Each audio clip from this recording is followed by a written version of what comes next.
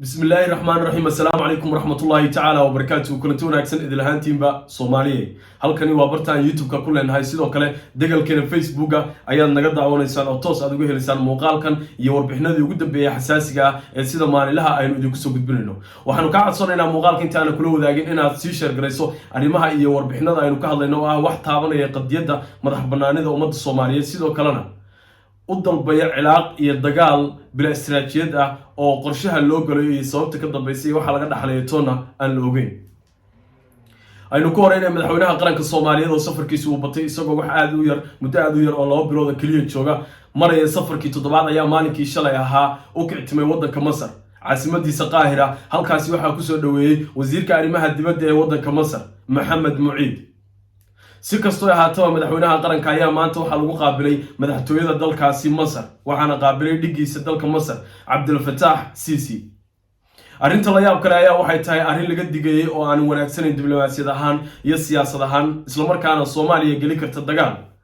aysan ka fiirsan oo aan wax dan inoogu jirin inuu madaxweyne Xasan Sheekh Maxamuud isagoo iska dhagatiraya dhammaan talooyinka diblomaasiyadeed ay u soo jeediyeen madaxdii ka horeysay waxa xusid mudan inuu maanta qaaday talaabo aan wanaagsaneyn madax banaanida qarannimada iyo waliba dowladnimada Soomaaliya taas oo khalkhal gali karta ama u dalbaysa cilaaq iyo waliba dhibaato hor leh oo ku biiraysa dhibaatooyinkii hore u haystay oo ay ka mid tahay la dagaalanka argagixisada iyo waliba arrimihii kala gedsanay ay haystay sida dhaqaale yarida iyo sidoo kale ammaan xumida ka jirtay waddankeena Soomaaliya waa qadiyadii saddex xagalka ahayd ee u dhaxaysay wadamada Suudaan Ethiopia iyo Masar oo ku saabsaneyd biyaha webiga Niil iyo biyo xireenka oo madaxweyne Xasan Sheekh isagoo aan ka fiirsan diblomaasiyad ahaan iyo siyaasad ahaan waxa kaga imaan kara ummadda Soomaaliyeed mas'uuliyad darrada ka imaan karta arrintaasi oo maanta dalqiiri ودولة مصر وهل مرة نلرب تدقيقة عسين جلسوا مدحدي كهرسي مدحوين حسن الشيخ وجوهري مدحويني هراء الصومالية مدن محمد عبد الله فرماجو برسي كوجل تريستي إن معلن وصالح جلسوا مدحوين محمد عبد الله فرماجو سياسة داري مهاسي يولي بحيسها كده حياسة حداسي ودن ومال أن كسر قلنا يسنجرين بيها وبيجلنين لا أن مال أن كسر قلنا قديد يسنجرين ما دام وصل كنا صوماليا صومرين ما دام ومشوا كيمالي سنهين كنا عفينا أنا وهين haddaba daawadayaal waa siyaasad xumada kooxda damul jadiid oo uu ku hogaaminayo madaxweyne Xasan Sheekh Maxamuud oo aad loo dhaliilsan yahay safar badan oo aan waxtar lahayn inuu dhibaato Soomaaliya u horseedo ma ahane aan wax kale ilaa ay hadda laga haynay madaxweyne Xasan Sheekh Maxamuud inta uu san qaadin talaabadani waxa jirtay talaabooyin ka horeysay cali masaarkiisi waxa ka soo qayb galay ra'iisul wasaaraha dalka Masar kaasi oo uu soo diray madaxweynaha dalka Masar Abdel Fattah Sisi waxaana la rumaysan yahay inuu ra'iisul wasaaruhu kaligiis imaan sidoo kalena ay la socdeen xubno ka tirsan sirdoonka dalka Masar kuwaasi oo kaga haray magaalada Muqdisho ee caasimadda waddankeena hooyo hawsha kuma ekaan intaasi waxay howlgallo ka bilaabeen iyo xarka xiris magaalada Muqdisho ee caasimadda dalkeena hooyo waxaana la rumaysan yahay inuu garab siinayay Mahad Maxamed Salaad agaasimaha hay'adda nabad sugidda ee uu dhawaan Fahad Yaasiin Xaaji Daahir agaasimihii hore ee Nisa oo la xiriiriyay inuu wada shaqayn dhow la leeyahay kooxda argagixisada ee Al-Shabaab sidoo kalena uu wadamo shisheeye u yahay basaas ama uu yahay jaajuus فهد ياسين حاجي داهر دوام ورئيس وبحيني وحو كدقي إن صوماليا اللي نحقليو مرحلة ضوء سياسة كبور بورن وأنا واحدنا وجرين كواسي وخطروا كيني كروضن كان صوماليا يعني عجز كأفريقيا تاسيو هاتنا كتاعن تاي مشقوين كل قد سن يولي بأمان حمي صوب ضنيسا كواسي وكذا حياة وضمشي شيء يلا ولجز كأفريقيا كتاعن تاي عفسيد اللي بعتدي يولي بحجر دامدي كودين كوحة هرجع حسدا يجوه رئيس كوحة هرجع حسدا على الشوارع سوتشلنتي ترى مدحوين محمد عبد الله فرماجو iyo dawladiisa hore ee Fahad Yaasiin ugu dambeeyay inaan la dhex ordin khilaafaadka u dhaxeeya wadamada ayagu isahaya isla markaana lagu dhex milmin way iska indha tireen xukuumadda cusub ee damul jadiid waxayna u muuqanayaan inay lagu hal galeen dhiiqadii hore u sheegi jiray madaxweyne Xasan Sheekh Maxamuud waxba yaanan idinku daadin hoga tusaaleyn iyo waliba warar dheere daawadayaal madaxweyne Xasan Sheekh Maxamuud maanta waxa uu kala hadlay qadiyada biyaha webiga Niil dawladda Masar waa sida uu xusay wadankaasi Masar isla markaana ay ku sii daayeen barta ay ku leeyihiin Twitterka dawladda ayaa baraha ay ku leeyihiin Twitterka iyagoo waliba arrintaas u arkayay fursad dawladda Soomaaliya ama hogaamiye madaxweyne Xasan Sheekh iyo tiimkiisa iyagoo ay qariyeen inay qadiyada biyaha webiga Niil ay kala hadleen laakiin Egypt Today magazine qoraal lagu sii daayay ayaa waxa lagu yiri Abdel Fattah Sisi waa madaxweynaha dalkaasi waxa uu dhigiisa Maxamuud oo ay ka wada hadleen arrimaha biyo xireenka webiga Niil ee Ethiopia waxaana ay soo bandhigeen khatarta ay leedahay siyaasadda halka dhinac marka la fulinayo mashaariicda webiyada isaga oo isaga gudba xuduudaha Ethiopia iyo Masar ayaa u dhaxaysa muran daawadayaal aad u weyn hase yeeshee murankan isaan horey dhowr jeer idinku sheegnay Soomaaliya meel kama soo gasho Soomaaliya waxaa maray laba webi oo kala ah Jubbada iyo weliba Shabeelle kuwaasi oo labaduba ka imaada gudaha Ethiopia mana jirto qadiyad ku saabsan biyahaasi ama webiyadaasi oo ay Ethiopia ay xiriso webiyadaasi taasi oo ay Soomaaliya xataa haddii ay arrintaasi dhex galayso markaas la dhihi lahaa ama loo garaabi lahaa madaxweynaha qaranka Soomaaliya madaxweyne xasan sheekh maxamuud ayaa lagu dhaliilayaa isagoo dabacsanaanta xukuumaddan ka faa'iideysanaya waa Abiy Ahmed iyo xukuumaddiisa isla markaana sida ay Soomaalida u nabadgelisay ka duulaya isla markaana wali u hiilinaya ama maankiisa iyo maskaxdiisa ay ka guuxayso kooxdii hore ee TPLF ee uu calanka u sidi jiray isla markaana uu ahaa raggii u shaqeyn jiray sida la rumaysan yahay haatan uu soo celiyay wada shaqeyntoodii kuwii waliba naf baxay ama qurgo ay isla markaana hore looga adkaaday dagaalo ay la galeen dowladda Ethiopia waa jabhadii TPLF ayaa dhammaan talaabooyinka uu qaaday waxa gadaal ka riixaya dowladda Masar oo iyadu dana khaas leh iyo sidoo kale daawadayaal kooxdii TPLF oo aan weli dhiman waa sida ay iyagu rumaysan yihiin laakiin ay geeska Afrika uga muuqanayaan inay waa hore saqiireen isla markaana uu buud kula tuntay ra'iisul wasaaraha dalkaasi Ethiopia Abiy Ahmed kaasoo garab ka heliyay saaxiibkiisii hore balse hadda madmadowgu ka dhaxeeyo Asiyaas Afwerkiga haysta dalka Eritrea marka aynu eegno siyaasadda madaxweyne xasan sheekh ee ku saabsan in Ethiopia wuxuu lagu sameeyo dhibaato isla markaana loo soo raaco kooxo ama dhinacyo kala gedisan oo ay sahayaan ma aysan jiri jirin horena uma jiri jirin muddaxileedkiisii hore 2012 ilaa iyo 2017 xilligaasi oo ahayd markii Ethiopia ay dhibaatada ugu baaneed ay ku haysay gudaha dalkeena Soomaaliya madax banaanida dalkeena ayay hortaagneed waxayna sidoo kale Soomaaliya u soo dirtay kooxo calooshadu shaqaystayaal kuwaasi oo daacad u ahaa taliskii TPLF ee xarunta u ahayd magaalada Mekelle sidoo kalena adhisada ku haystay sida xooga 27 sano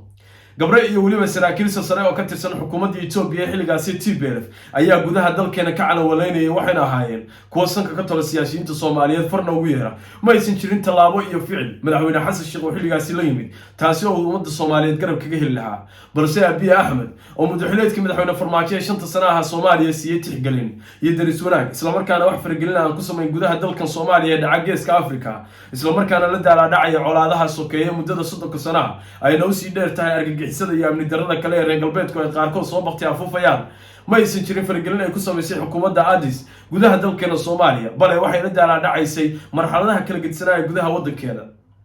waxay arintani haatan ku soo aadaysaa iyadoo xukuumadda Abiy Ahmed ay la daala dhacayso isla markaana ay ka tambadatay colaadaha gudaha dalkeeda ka alulsan kuwaasi oo ka kala soconaya daawadayaal deegaanka Amxaarada colaadaha aad culus ayay isku food saarayaan qowmiyadaha kala ah Oromada iyo Amxaarada kuwaas oo isku ciilcunay isla markaana ay isdilayaan shacabka Oromada iyo waliba kooxda Fano ee u dagaalanta Amxaarada dhanka kilarka Gambeelada waxaa ka soconaya dagaalo culus oo ay iska kaashanayaan jabhadda iyo kooxda u dhaqdhaqaaqda inay gooni-goosad sameeyaan qowmiyadda Gambeelada iyo sidoo kale Ola oo ah jabhad u dhaqdhaqaaqda Oromada kuwaas oo dagaal culus kula jira dowladda Ethiopia oo hogaaminayo ra'iisul wasaare Abiy Ahmed dhanka kale marka la eego kilarka Oromada ayaa isaguna waxa uu waajahayaa colaado baan oo u dhaxeeya jabhadda Ola iyo waliba ciidamada militariga Ethiopia oo kaashanaya ciidanka liyuga ee deegaanka Oromada Soomaaliya gaar ahaan Soomaali galbeed haatan waxa ka soo cusboonaaday oo haatan gacanta ugu jira dalka Ethiopia isla markaana uu raaciyay gumaystiga Ingiriiska waxa ka soo cusboonaaday colaado adag ama culus kuwaasi oo wax u dhimi kara deganaanshaha iyo xasiloonida geeska Afrika oo walbaan caga badan ku taagnay maadaama ay halakayeen colaado aad culus waxa soconaya dagaalo aad fara badan isla markaana aaga kala gedisan oo haatan ay ugu dambeysay feerfeer ka bilowday dagaaladaasi oo u dhaxeeya ciidanka liyu booliska haatan la filayo inay ku soo biiraan ciidamada federaalka Ethiopia iyo sidoo kale kooxda argagixisada ee Al-Shabaab oo rabtay inay garab ka siiso kooxda kale ee argagixisada ee markaasi ku dhuumaaleysatay deegaanka Oromia ee loo yaqaan Shane dhawaan ayaa la soo afjaray sida ay ciidanka deegaanka Soomaalida iyo golaha amniga deegaanka Soomaalida ay ku tiraabeen koox argagixisada oo markaasi gashay gobolka Buuraleyda ee Afdheer isla markaana ka gashay Iyad iyo waliba Ato oo dhaca xuduud beenaadka u dhaxeeya Soomaaliya iyo sidoo kale daawadayaal Soomaali galbeed gaar ahaan gobolka Boqol ee deegaanka markaasi ama ay raadeen maamul goboleedka Koonfur Galbeed Soomaaliya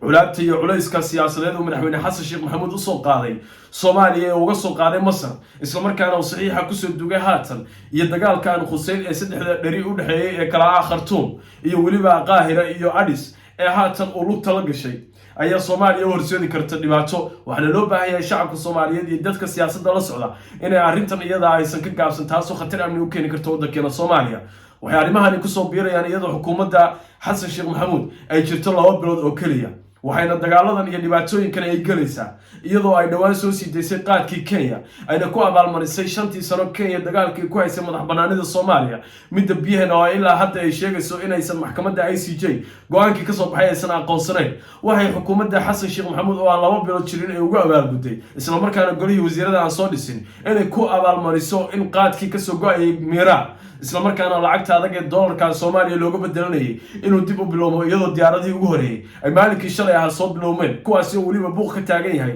lana sheegayo arrimaha qaadka inuu madaxweyne xasan sheekh uu ku leeyahay faragelin baan isla markaana wasiir 30 malyan haysta iyo rooble iyo rag kale oo markaasi raba inay ganacsatada Soomaaliyeed 20 ama 30 sano ka shaqeynayay qaadka in ay ka afduubtaan ganacsiga horta hay suuqa furnaaha dhammaan arrimahani ayaa taabanaya qadiyadaha iyo waliba daawadayaal madax banaanida iyo amniga dalkeena Soomaaliya ku darso Ethiopia ilaa iyo 5 goobood ka badan ayaa waxa ku sugan ciidamo markaasi kamid ah ciidankii hore loogu yaqaanay AMISOM haatana ATMIS kuwaasi oo u jooga howlgalka nabad ilaalinta iyo nabad ku soo dabaalinta Soomaaliya walow howlgalkaasi uu u muuqanayo mid madhaleys inuu yahay haddana waxa ay ku yeelan karaan galaangal dalkeena Soomaaliya dhawaan ay ahayd markii Saciid Cabdullaahi Dani dowladda Ethiopia oo ka warheshay sirdoonka masaarida ee ku sugan magaalada Muqdisho isla markaana uu horboodayo agaasimaha hay-adda nabad sugidda qaranka ee haatan eedeymaha culus loo jeediyay Mahad Maxamed Salaad markii Ethiopia ka warheshay inay kulamo ay ka wado magaalada Muqdisho taasi oo ka dhan ah ciidamada Turkiga xerada Turkiga ee Turkisooma ciidamada Soomaalida lagu tababaro iyo xasiloonida Ethiopia oo ay markaasi rabaan ama ay ku wadeen inay dagaalo iyo jihooyin kale ay colaado kaga furaan dagaalka Somali State lagu qaaday ama Soomaali galbeed ayaa la xiriirinayaa inay qayb ka yihiin sirdoonka masaarida iyo dowladda Masar oo la sheegayo inay soo baritaarayso kooxda argixisada Al-Shabaab sidoo kale dagaalkii waqooyiga Ethiopia hore uga soconayay ayaa Masar lagu eedeeyay in TPLF marar badan ay u dejisay hub iyadoo sidoo kale xuduudda Suudaan iyo Ethiopia uga soo gelisay marar badan hub sida ay xuquuq sheegayaan waxa xusid mudan masaaridu inay yihiin dad aan islaamnimada carabnimada waa hogaamiyaashooda iyo wada dhalashada inaba aan ixtiraamin mana jirto ayaa la leeyahay Soomaaliya oo markaasi ka dhimanaysa inay ku jirto jaamacadda Carabta ama ay tahay dal muslima 100% oo sunni ah sabab ay ugu heliso Masar maadaama Masar iyadu ay hagratay Falastiiniyiinta dacalka ku haya ee badda iyo biriga intaba xuduudda kala leh isla markaana aan waxba u jirin oo badda markay ka soo tilaabaan loogu abaalgudayo in xabad lagu dhufto ama dib loogu dhiibo Israa'iiliyiinta si ay ugu ridaan godadka ay ku cinqaabaan muwaadiniinta reer Falastiin ee dhulkooda xoog lagu haysto sidoo kale madaxweyne xasan sheekh maxamuud ayaa dhawaan safar ku tagay Djibouti oo ahaa safarkiisii markaasi shanaad waxa uu isku dayay daawadayaal inuu u gudbo waddanka Ethiopia caasimadiisa Addis laakiin Addis ayaa ka cudud daartay safarkaasi inuu uga soo dogo Addis maadaama ay ka warheleen sida xuquuq ay sheegayaan inuu dagaal iyaga ka dhanaa uu soo wado una qabanqaabinayo safarkaasi inuu muuqanayo mid raad gadasho ah safarkaas iyo socdaalka Masarna ay ka warhayeen isla markaana halka iyada uu kaga soo biiri doono qadiyada biyaha wabiga Niil Ethiopia ayaa dhibaatooyin culus u geysan karta Soomaaliya sidoo kale Soomaaliya ayaa Ethiopia dhibaatooyin culus u geysan karta waxaana labada wadan ay isku geysteen dhibaatooyin taariikhda marka dib loo raaco dib loo xasuusto ee loo ogaanayo saameynta labada wadan ay isku leeyihiin marka laga eego dhanka Ethiopia Soomaaliya waxay ku soo kaabtay jabhadihii burburiyay dagaaladii sokeeye iyo waliba dhibaatooyinkii ka dhacay Soomaaliya qayb libaaxay ka ahayd jabhadihii guud ahaan ee burburiyay dawladda dhexe ee Soomaaliya halkii ka soo shidaal qaadanayeen dawladda dhexe kala dagaalamayeen waxay ahayd gudaha waddanka Ethiopia gaar ahaan magaalooyin waaweyn oo ka tirsan waddankaasi kuwaasi oo aakhirkii ku soo dhamaaday in ay dawladda dhexe ee Soomaaliya ay markaasi ay burburiyaan gabi ahaanna meesha ka saaraan sidaasi si lamid ah dawladda Soomaaliya ayaa baritaarisay jabhadihii u dagaalamayay dhaqdhaqaaqii iyo waliba xoogagii kala ahaa Tigreega iyo Eritreanka ee horkacayna siyaasad Afwerki iyo Mane Zenawi waxaana xusid mudan daawadayaal in ay Soomaaliya ku guuleysatay Ethiopia 112 milyan si cagacageenaysa sanadka 2022 inay ka goyso gobolkii Eritrea ee horey isticmaalkii uu gacanta ugu geliyay isla markaana Ethiopia la faray in ay dawlad sii gaarsiiso una tababartay dawladnimada hase yeeshee sheegtay inaysan waxaasi waxba ka jiri doonin balse ay ku soo darsatay wadan weynaha ama dhul weynihii Ethiopia waa sida ay xiligaasi ku tiraabeen madaxdii hore ee dhirgii ay haystay Ethiopia si kastoo ay ahaataba Soomaaliya dharbaxa culus ay ku dhufatay Ethiopia waana in Ethiopia ay ka dhigtay wadan bilaabada oo xiran isla markaana haatan raadinaya dekado wax kala soo dego taasi oo dhaawac culus u geysatay kobaca dhaqaalaha Ethiopia sanadii la soo dhaafay dardarka ku soconayay oo haddii ay bad haysan lahayd intaasi ay kasii badnaan lahayd isla markaana ay heli lahaayeen fursado intaa ka balaaran hase yeeshee Soomaaliya ayaa la warinayaa ama la sheegaa ama la xusaa inay dharbaxadii ku dhufatay iyo taageeradii xoogagii u dagaalamayay Eritreanka iyo TPLF ee kuwan ay ku soo dabaaleen in Ethiopia kale maamulaan kuwii kalena ay go'aansadeen amaba ay markaasi ku guuleysteen gooni-goosadkoodii waxay ahayd urug iyo jug ay u geysatay ee markaasi Soomaaliya Ethiopia sidoo kale Ethiopia ayaa la aaminsan yahay jugtii ay ku dhufatay Soomaaliya inay tahay mid aan weli ka soo kici laanahay waa haatan oo weliba ay joogaan ciidamo iyaga wadankeeda ka socda gudaha Soomaaliya waa haatan oo Abiy Ahmed oo marnaba uusan ku soo degdegin dagaal ula galo Soomaalida balse cilaaqdaasi ay noo dalbeen kooxda Damul Jadiid oo horey TPLF uga baqi jiray xiniyaha ay maanta la soo baxayaan aan la jirin laakiin hadda la soo baxaya xiniyaha aan horey loogu aqoon kuwaasi oo ay dadka Soomaaliyeed xusayaan in looga baahnaa xilliyadii hore 2012 iyo 2017 xilligaas oo Soomaaliya u muuqanaysay inay tahay maxkamad ay haystaan ama ay korka ka maamulayeen kooxda TPLF kuwaasi oo ka hirgelinayay federaalo lagu soo shaqeeyay magaalada Addis Ababa sidoo kalena saraakiil iyaga ay ka calawadeynayeen gudaha Soomaaliya jeer oo xitaa ay digaraayeen madaxtooyadii looga talinayay wadankeena Soomaaliya filla Soomaaliya taasi oo dabada ulaad ka galiyay madaxweynihii hore ee qaranka Soomaaliya mudane Maxamed Cabdullaahi Farmaajo kuna guuleystay inuu ka saaro dalkeena Soomaaliya saraakiishii markaasi ugu horeeyay General Gabriel waxay arrintan ku soo aadaysaa iyadoo dawladda Kenya oo dhibaato baan ku haysay dalkeena Soomaaliya oo Xasan Sheekh Maxamuud ku abaalguday inuu soo sidaayay qaadkeeda waxaana Xasan lagu eedeynayaa tan inaysan ahayn geesinimo iyo ku dhac balse irjilcsanaanta iyo duufka iyo waliba sidoo kale fargelin la'aanta uu ka arkay Abiy Ahmed oo ugu biiray dagaalada iyo colaadaha gudaha dalkiisa ka soconaya inuu haatan ka dalbayo ama uu Soomaalida u sawirayo dad ay tahay in uu hankool lagu hayo ama lagu hayo fargelin iyo waliba dhibaato hase yeeshee aan ku nabadgelin xitaa haddii aan nabadgelinaysid tani ayaa taabanaysa madax banaanida iyo qadiyada iyo sidoo kale sumcadda ummadda Soomaaliyeed Abiy Ahmed Soomaalida wuxuu sawiran doonaa ayaa la leeyahay ummad haddii aad nabadgeliso xataa aan ku nabadgelin balse haddii aad fargeliso aad markaasi sanka aad ka durto u nuglaanayso waa hogaamiyaasheeda ku nuglaanayso isla markaana ku noqonayso kabaqaad iyo dabadhilif waana sida sawirada uu bixinayo xukuumadda cusub ee uu hogaaminayo madaxweyne Xasan Sheekh Maxamuud muwaadin adigana daawanaya sida aad u aragtid madaxweyne Xasan inuu dagaalamo ay kooxda TPLF ee gudaha Soomaaliya xasuuqa ka geysatay kontonka kun Muqdisho ku dilay 1 milyan iyo barkan ku barakiciyay sidoo kalena maamul goboleedyada wadankeena iska soo jeeda hubka isugu dhiibay iskuna dilayay inuu la dagaalami waayo maalin muddaxileedkiisii hore haatan uu diyaar u yahay inuu TPLF soo celiyo isla markaana hore uga digi jiray maqalle halkaana looga yeeri jiray looguna soo yeeri jiray waxa uu sameeyay talaabooyinka ay tahay inuu qaado jeero la gaarsiiyay in jigjiga laga dijiyo maanta inuu Abiy Ahmed oo tiisa la daala dhacay dagaal Soomaaliya oo soo jeedin inuu cilaaqi colaad uu ka dalbado iyo inuu nagu furo dagaal cusub waxay ka dhigan tahay daawade adiga ayaa fikirkaaga ka rabnaa marka aad diblomaasiyadda iyo siyaasadda aad ka fikirtid isla markaana aad eegtid talaabada Xasan Sheekh uu qaaday iyo dhibaatada ay u soo jeedi karto wadankeena Soomaaliya barnaamijkii aynu haatan idin daadiyeenayna inta ayuu ku egyahay tan iyo barnaamijkiisa xiga warar degdeg oo xasaasi ayaa noo soo socday fadlan isha ku hay barteena YouTube-ka sii share gara muuqaalka aad ayaan u mahadsantiin wassalaamu calaykum waraxmatullaahi tacaala wabarakaatuh